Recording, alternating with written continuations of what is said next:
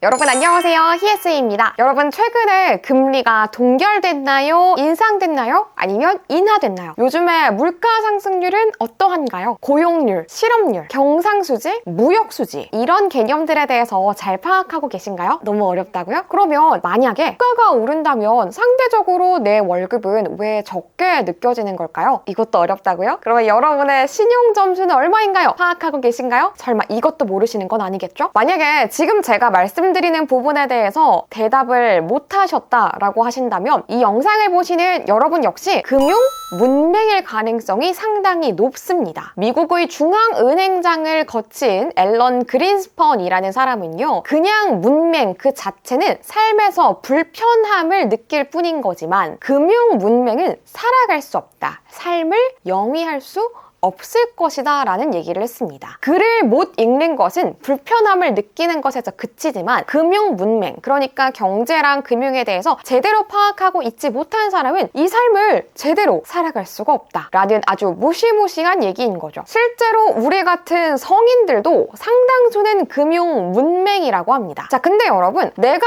금융 문맹인 건 내가 불편하고 내가 삶을 제대로 영위할 수 없는 것에서 끝나나요? 아닙니다. 아마 이 영상은 자녀를 둔 엄마 아빠들이 보실 가능성이 큰데요. 내가 금융 문맹이라면 내가 경제 금융에 대해서 제대로 알지 못하고 개념이 잡혀 있지 않다면 우리 아이에게도 이 부분이 대물림될 가능성이 상당히 큽니다. 내가 금융 문맹이라면 우리 아이도 금융 문맹이 될 가능성이 아주 높다는 거죠. 대출 상품 하나 잘못 선택해서 몇백만 원을 더 부담하게 된다거나 충동 투자로 큰 손실을 본다거나 진용 점수가 낮아서 불리한 조건을 제시받는다거나 물가 변화에 제대로 대응하지 못한다거나 이런 것들이 결국 모두 우리 일상에 영향을 끼치는 것들이잖아요. 내가 양육을 하고 있는 우리 아이가 영향을 받지 않을 수가 없는 겁니다. 삶의 질에 직접적으로 타격을 주는 문제인 거죠. 희애님, 그러면 저는 왜 금융 문맹일까요? 저도 분명히 성인이고 돈을 벌고 또 나름 아껴 쓰려고 노력도 하는데요. 왜 여전히 경제 금융이 어려운 걸까요? 많은 분들이 이렇게 말씀하십니다. 생각해보면 우리는 자라면서 학교에서 경제를 배웠다거나 금융에 대해서 제대로 학습해본 기억이 없습니다. 늘 숫자, 그 중에서도 돈에 관련된 것들은 어렵게 느껴졌죠. 실제로 우리가 자라온 방식 자체가 돈을, 금융을 낯설게 만드는 구조였긴 합니다. 돈에 대해서 대놓고 얘기하는 걸 터부시 여기는 사회의 분위기도 있었죠. 어릴 때 돈에 대해서 얘기를 하면 애가 왜 이렇게 발랑 까졌냐, 아이가 무슨 돈 얘기를 대놓고 하느냐, 철없다 소리를 들으면서 공부나 해 라고 기결이 되긴 했죠. 이런 식으로 돈에 대한 얘기, 경제에 대한 얘기가 자연스럽게 차단되는 분위기에서 자라온 게 현재의 엄마, 아빠들입니다. 그러니까 나이가 먹었다고 해서, 성인이 되었다고 해서 갑자기 대출, 투자, 금리, 신용, 리스크 이런 것들이 빠밤 하고 받아들여지는 게 아니라 너무나도 어렵고 내 얘기와는 다른 저 세상의 이야기처럼 느껴지는 거죠. 그러니까 여러분, 정리하자면 성인이 금융 문맹이 되는 건 성인이 되어서 생긴 문제가 아니고요. 어린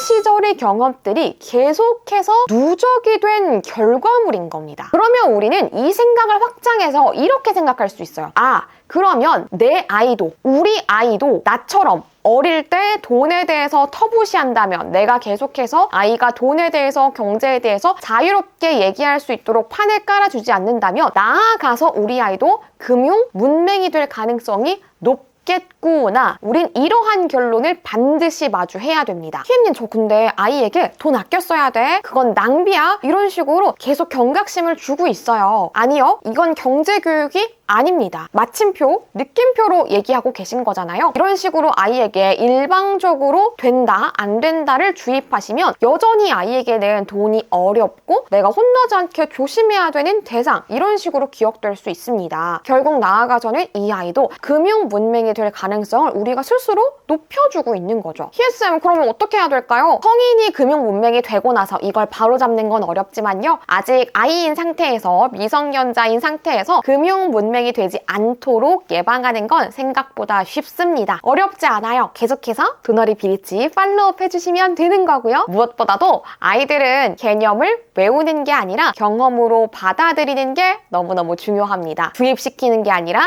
이해시켜야 되는 거고요. 그 이해를 통해서 행동으로 발현이 되는 겁니다. 이미 엄마 아빠들이 더 잘 아시잖아요. 아이들은 재밌다라고 생각이 들면 스스로 더 배우고 싶어 합니다. 우리 키즈 카페에서 아이들이 한참 놀 때 이제 집에 가야지 라고 하면 아이들 막 들어눕잖아요. 안 가려고 하잖아요. 재미있어서 그래요. 경제도 똑같습니다. 돈 아껴 써야 돼, 이건 돼, 저건 안 돼 라고 말씀하지 마시고요. 경제에도 재미를 심어주세요. 재미 요소가 빠지면 뭐든지 어렵게 느껴지고 안 하고 싶어집니다. 그렇게 되면 어떻게 된다? 나아가서는 우리 아이도 우리처럼, 나처럼 금융 문맹이 될 수 있다. 희애쌤, 근데 아이에게 금융을 어떻게 쉽게 알려줘요? 느낌표, 마침표로 얘기하는 거 외에 어떤 식으로 대화를 이끌어야 될지 모르겠어요 라고 하신다면 저에게 아주 어마어마한 꿀팁이 있습니다. 그 관련 내용은 제가 더보기란이랑 고정 댓글에다가 링크 걸어둘 테니까요. 해당 영상 통해서 확인하시면 좋을 것 같습니다. 그리고 또 앞으로 돈어리 비리치 팔로우 하시고 계속해서 쫓아와 주시면 어린이 경제교육 꿀팁 마구마구 얻어가실 수 있으니까 너무 조바심 느끼면서 어떻게 해야 되지? 떨지 마시고요. 믿고 따라와 주세요. 그럼 여러분, 오늘도 영상 봐주셔서 너무너무 감사드리고요. 어린이 경제교육 믿고 따라오세요. 파이팅!